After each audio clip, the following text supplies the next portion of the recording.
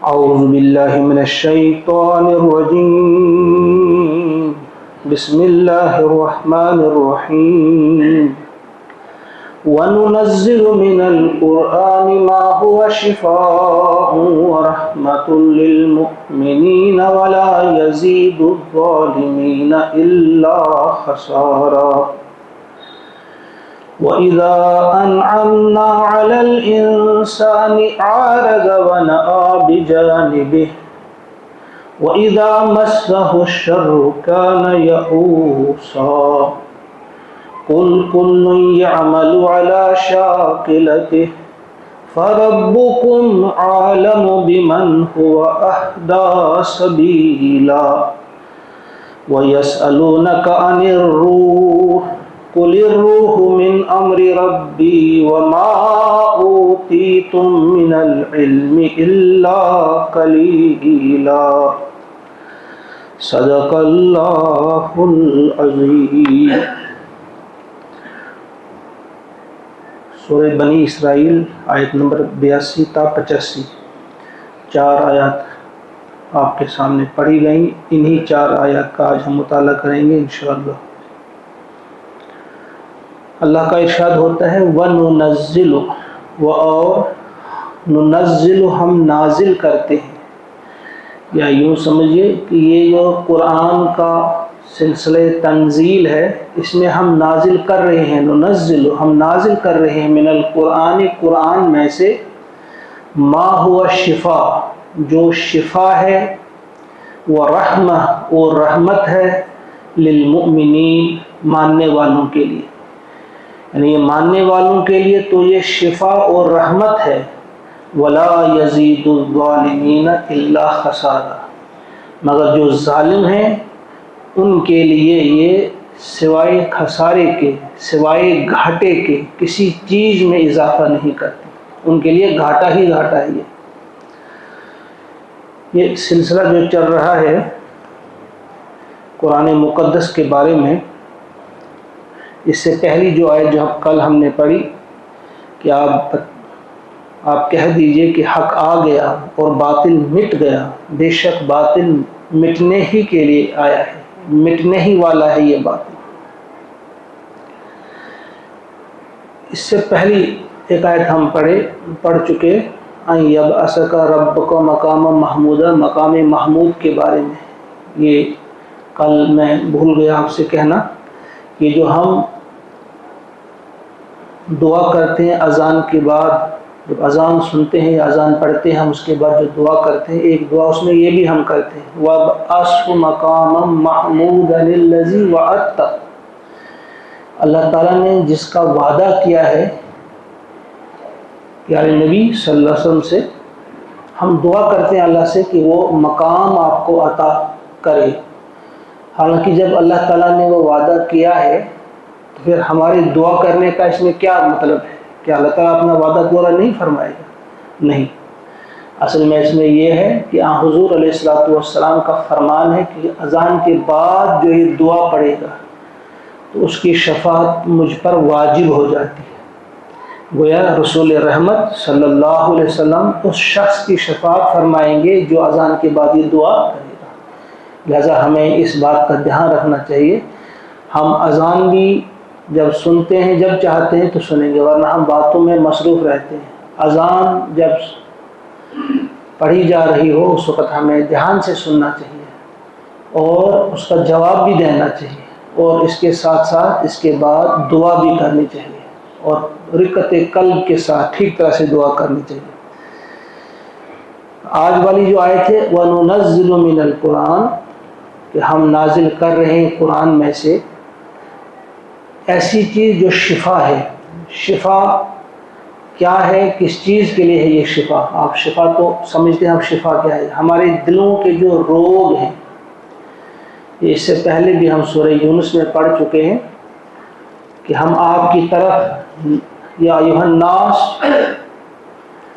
اے دنیا کے انسانوں، ہم نے آپ کے سامنے ایک ایسی چیز نازل کی ہے موعظۃ من ربکم قد جاءتکم موعظۃ من ربکم وشفاء لما فی الصدور وہدی ورحمہ یہ 4 چیزیں وہاں پہ بیان کی گئی ہے۔ وہاں پہلی چیز جو ہے موعظۃ من ربکم، فرمایا کہ یہ نصیحت ہے تمہارے رب کی طرف سے۔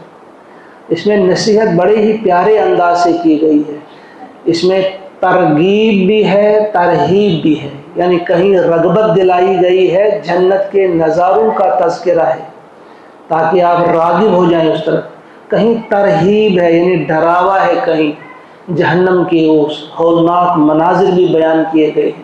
یعنی یہ قرآن کبھی ڈرا کر، کبھی لالچ دے کر، ایک سمجھے آپ کہ ترغیب دے کر، کبھی کچھ قوموں پہ عذاب کا تذکرہ کر کے، اور کبھی کچھ لوگوں کے انعامات اور ان کی کامیابیوں کا تذکرہ کر کے یہ آپ کو نصیحت کرتی ہے۔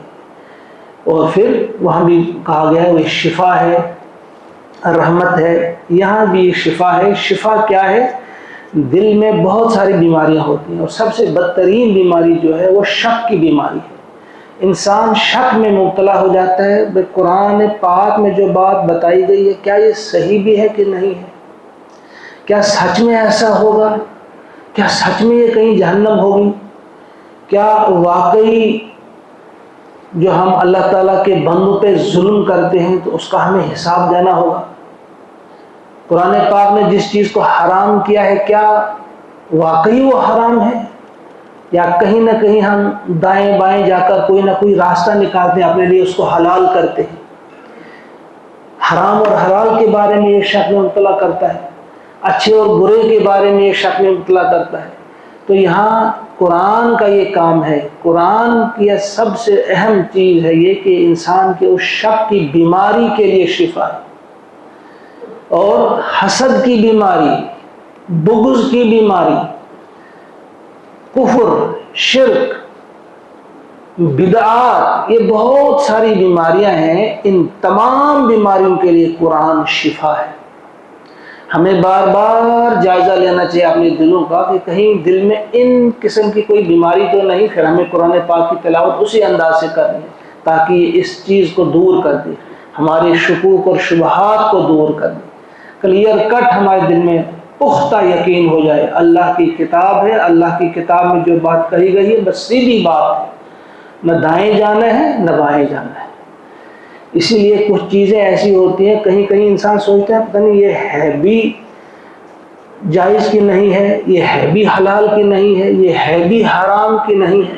حضور نے فرمایا ہے الحلال بین والحرام بین، حلال بھی واضح کر دیا گیا ہے اور حرام بھی واضح کر دیا گیا ہے۔ ان کے بیچ کچھ ایسی چیزیں ہیں جن میں اشتباہ ہے، جن میں شک ہے، تو ہم سے کہا گیا ان سے بھی بچو، کیونکہ کہیں یہ نہ ہو کہ وہ حرام ہے اور آپ حرام میں مبتلا ہو جائیں گے،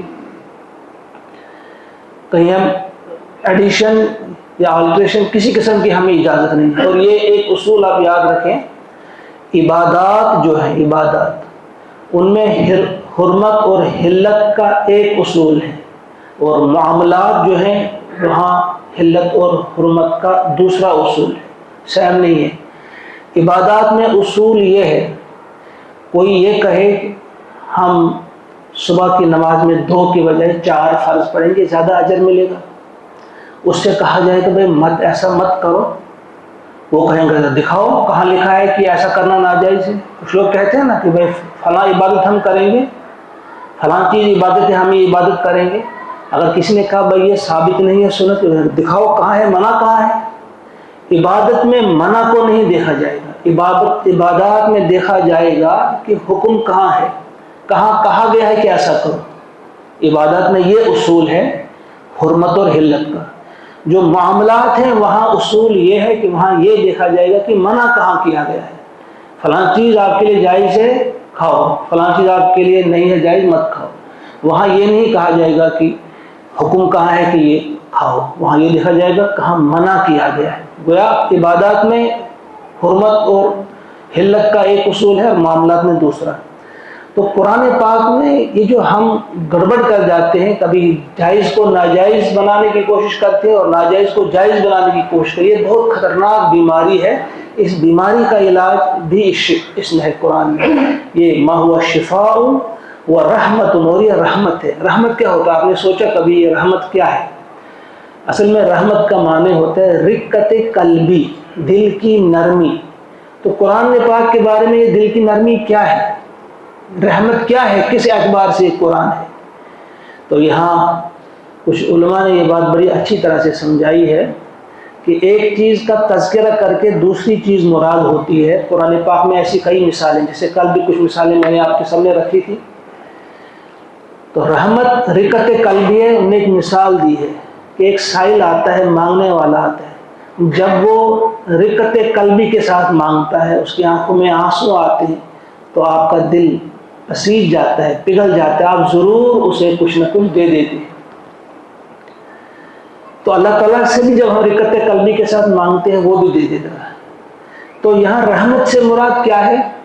یہاں رحمت سے مراد باعث انعام ہونا، یعنی یہ رحمت ہے اس اعتبار سے کہ جب اس کے ساتھ آپ منسلک ہو جاتے ہیں تو اللہ تعالیٰ کو ترس آ جاتا ہے، وہ آپ کو انعام دیتا ہے۔ گویا رحمت سے مراد ہے باعث انعام، یعنی جب قرآن کے ساتھ آپ منسلک ہو جائیں گے، قرآن کے حلال کو حلال، قرآن کے حرام کو حرام جانیں گے، اس کے پیچھے پیچھے چلنے کی کوشش کریں گے، اسے صحیح معنوں میں امام بنائیں گے آپ، تو کیا ہوگا کہ آپ کو اللہ تعالیٰ کی طرف سے انعامات ملنے شروع ہو جائیں گے۔ انعام کیا ہے؟ آپ کو عزت ملے گی، آپ کو سکون قلب ملے گا، آپ کو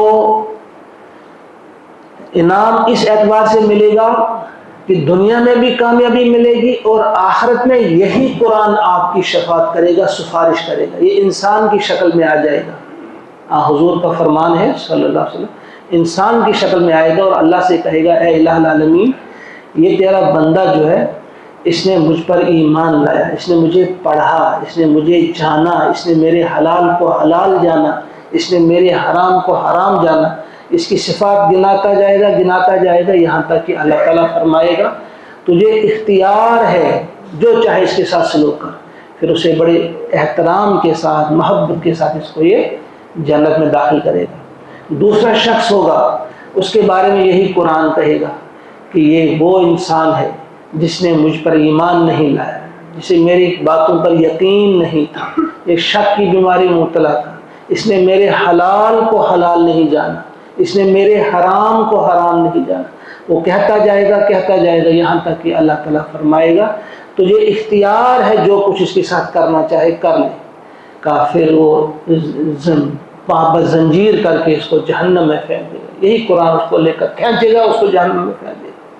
یہ چیزیں ہیں جو قرآن کا ارشاد ہے، اللہ کا ارشاد ہے کہ ہم نازل کر رہے ہیں اس قرآن میں سے۔ یہ قرآن ہے کیا؟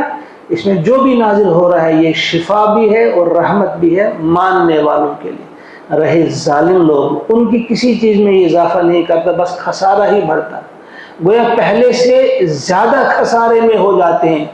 جب قرآن نازل نہیں ہوا تھا تو ان انسانوں کو ہم کہہ سکتے تھے جاہل ہیں، گویا ایک خسارے میں تھے، وہ جاہل تھے۔ لیکن جب قرآن نازل ہوا، انہیں پتہ چلا اللہ کا کلام آیا ہے، اس میں ہمارے لیے ہدایت ہے، پھر انہوں نے اس کی بات نہیں مانی، اس پر ایمان نہیں لائے، اس کے پیچھے پیچھے نہیں چلے۔ اب وہ جاہل نہیں رہے، اب وہ ظالم بن گئے، اب وہ باطل پرست بن گئے، گویا ان کے خسارے میں اضافہ ہوا۔ پہلے اتنے خسارے میں نہیں تھے، اب جتنے خسارے میں آ گئے۔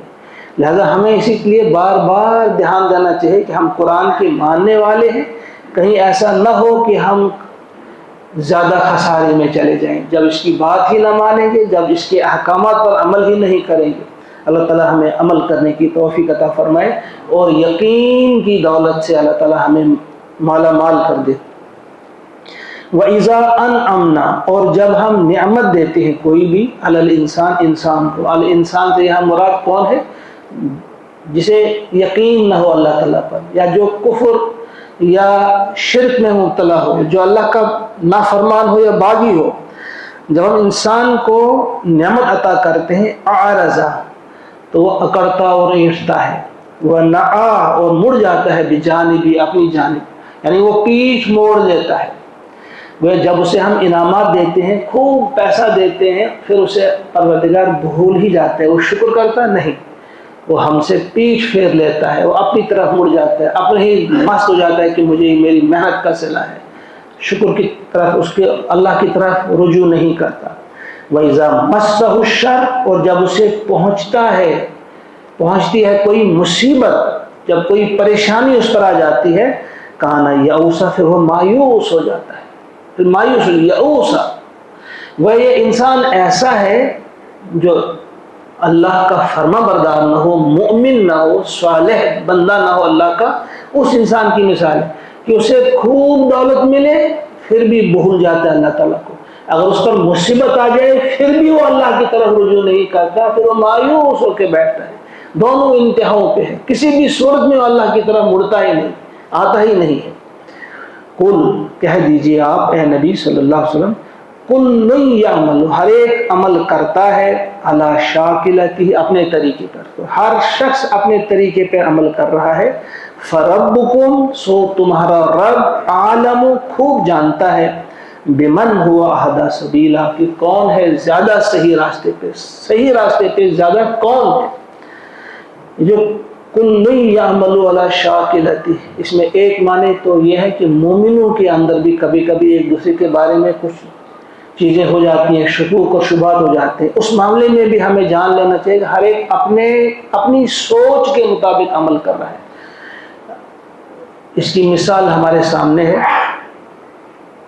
ایک شخص صدقہ دیتا ہے اور وہ بالکل دائیں ہاتھ سے دیتا ہے، بائیں ہاتھ کو معلوم ہی نہیں ہوتا، بالکل چھپ کر دیتا ہے. اس کی نیت یہ ہے کہ میرا خدا دیکھتا ہے، میرا خدا خوش ہو جائے. دوسرا شخص سے وہ صدقہ دیتا ہے اور اعلانیہ دیتا ہے. اس کی نیت یہ ہے کہ شاید مجھے دیکھ کر، میرے صدقے کو دیکھ کر 10 آدمی اور دیں گے. دونوں کی نیت ٹھیک ہے، دونوں ہی خیر پہ عمل پیارا ہے.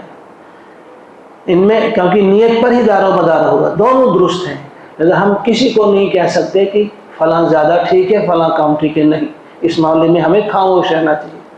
اسی طرح ایک اور مثال بھی ہمارے سامنے ہے کہ پیارے نبی صلی اللہ علیہ وسلم ایک بار رات کے وقت انہوں نے دیکھا کہ حضرت ابوبکر صدیق رضی اللہ تعالیٰ عنہ نماز ادا کر رہے ہیں، رات کی نماز تہجد. تو آپ آہستہ پڑھ رہے ہیں. آپ نے ان سے پوچھا کہ آپ اتنا آہستہ کیوں پڑھ رہے ہیں؟ صدیق اکبر نے کہا کہ میرا رب بہرا نہیں، وہ تو سنتا ہے. آپ نے کہا ٹھیک ہے آپ چلے آگے. اور آگے گئے. حضرت عمر رضی اللہ تعالیٰ عنہ آپ بھی نماز مصروف تھے. آپ نے ان سے پوچھا آپ اتنے زور سے کیوں پڑھتے ہیں؟ انہوں نے کہا اس لیے کہ تاکہ دوسرے بھی جاگ جائیں اور شیطان بھاگ جائے. میں شیطان کو بھگانا چاہتا ہوں. آپ نے اس کی بھی تحسین فرمائی. وہ دونوں کی سوچ کا دار مدار ہے. ایک کی سوچ وہ بھی درست تھی، دوسرے کی سوچ آپ نے دونوں کی تحسین، دونوں کو کہا آپ نے ٹھیک ہی کیا، کسی کو آپ نے ڈانٹا نہیں. تو یہاں یہ ایک اعتبار ہے. دوسرا اس کا معنی جو ہے جب ہم غیروں سے کہیں گے کہ جب وہ کہہ رہے تھے کہ ہم ہی سیدھے راستے پہ، ان سے کہا جاتا ہے کہ چلو اگر تم کہتے ہو تو لکم دینکم ولی دین، جو ہے کہ کل یعمل علی شاکلہ، ہم اپنے طریقے سے کر رہے ہیں، تم کرو اپنے طریقے سے. تمہارا رب جانتا ہے بمن ہوا اہدی سبیلا کہ زیادہ صحیح راستے پہ کون ہے.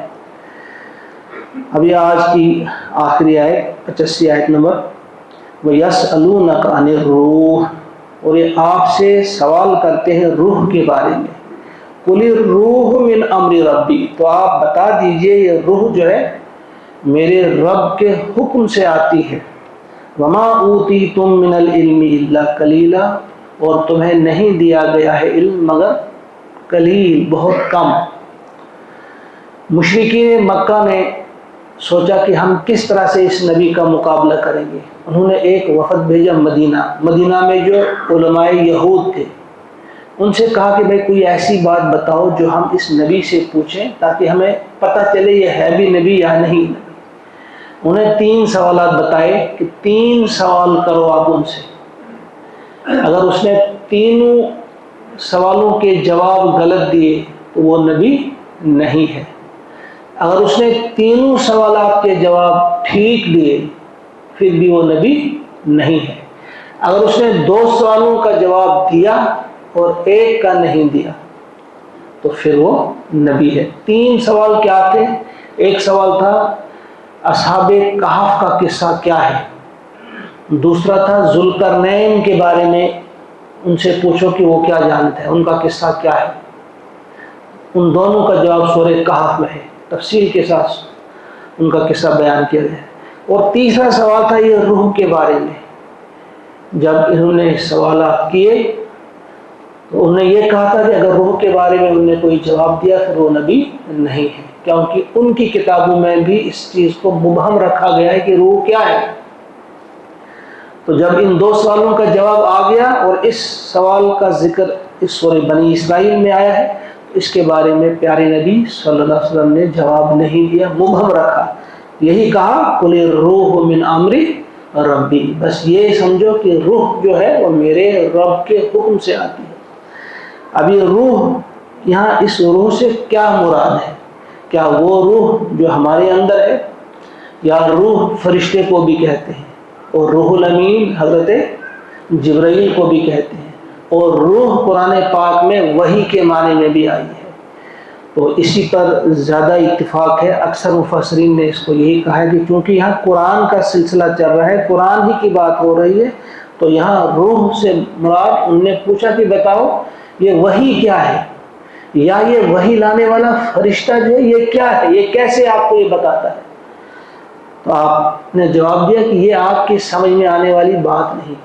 آپ ایسا سمجھو کہ اگر ایک شخص جسے کبھی درد جگر ہوا ہی نہیں، جگر کے تکلیف میں مبتلا ہی نہیں ہوا، اگر وہ جاننا چاہے کہ یہ کیسا ہوتا ہے، تو اگر 1000 لوگ بھی اسے سمجھائیں گے وہ سمجھ نہیں پائے گا۔ یہ درد جگر کیسا ہوتا ہے یہ اسی کو پتہ ہے جس کو یہ درد لاحق ہوگا۔ اسی طرح سے یہ جو وحی کا مسئلہ ہے تو یہ وہی جانتا ہے جس پر یہ نازل ہوتی ہے، دوسرے کو یہ بتانے کی چیز نہیں، اس کو یہ سمجھانے کی چیز نہیں۔ بس اتنا ہی جواب دیا گیا کہ آپ اس سے بتا دو۔ پیارے نبی سے فرمایا اللہ تعالیٰ نے کہ تم بتا دو انہیں کہ روح جو ہے میرے رب کے حکم سے آتی ہے۔ اس سے وہ روح مراد نہیں جو ہم عام طور پہ کہتے ہیں جو ہمارے اندر آتی ہے۔ وما اوتیتم من العلم الا قلیلا، اور ساتھ ہی بتا دیا یہ بھی کہ آپ کو نہیں دیا گیا ہے علم مگر بہت کم، یعنی تم اس بات کو نہیں سمجھ سکتے، اس بات کو تم نہیں جان سکتے، تمہیں بہت کم علم دیا گیا ہے۔ آپ جو کچھ ادراک کر سکتے، جو آپ کی آنکھیں دیکھ سکتی ہیں وہاں تک آپ جا سکتے ہو، وہاں سے آگے کچھ غیبی چیزیں ہیں تو یہ آپ کو بتانا بھی ضروری نہیں۔ اس میں ایک اور مسئلہ بھی نکلتا ہے کہ جب کچھ لوگ سوالات پوچھتے ہیں، ہر سوال کا جواب دینا بھی ضروری نہیں ہوتا۔ سوال کرنے والے کو دیکھا جائے گا کہ اس کی جو صلاحیت ہے، اس کی جو کیپیسٹی یا کیپیبلٹی ہے وہ دیکھی جائے گی کہ اس کی جواب جب ہم دیں گے کہیں وہ اس کے کچھ اور معنی نہ لے۔ تو ہر سوال کا جواب بھی ضروری نہیں ہے، وہ دیکھے گا جواب دینے والا کہ اس کو جواب دیا جائے، یا دیا جائے تو کس حد تک دیا جائے۔ کچھ لوگوں کو بس حضور نے سیدھا فرمایا قل الروح من امر ربی وما اوتیتم من العلم الا قلیلا۔ اللہ سے دعا ہے کہ جو 4 آیات آج ہم نے پڑھی سمجھی، اللہ تعالیٰ ان آیات کے مطابق ہمیں اپنی زندگیوں میں ان کو لانے کی بھی توفیق عطا فرمائے، اور اللہ سے دعا ہے کہ واقعی یہ قرآن ہمارے امراض کی شفا، اس میں جسمانی امراض کی شفا بھی ہے، اس طرف میں نہیں گیا، جسمانی امراض کی شفا بھی ہے، اور اس میں ہماری روحانی امراض کی شفا بھی ہے، مکمل شفا ہے۔ یہ اس کو بنائے ہمارے لیے شفا اور رحمت، یعنی باعث انعام بھی اسے ہمارے لیے بنائے۔ ربنا تقبل منا انک انت السمیع العلیم، وصلی اللہ وسلم علی سیدنا و مولانا محمد وآلہ واصحابہ اجمعین برحمتک یا ارحم الراحمین۔ السلام علیکم۔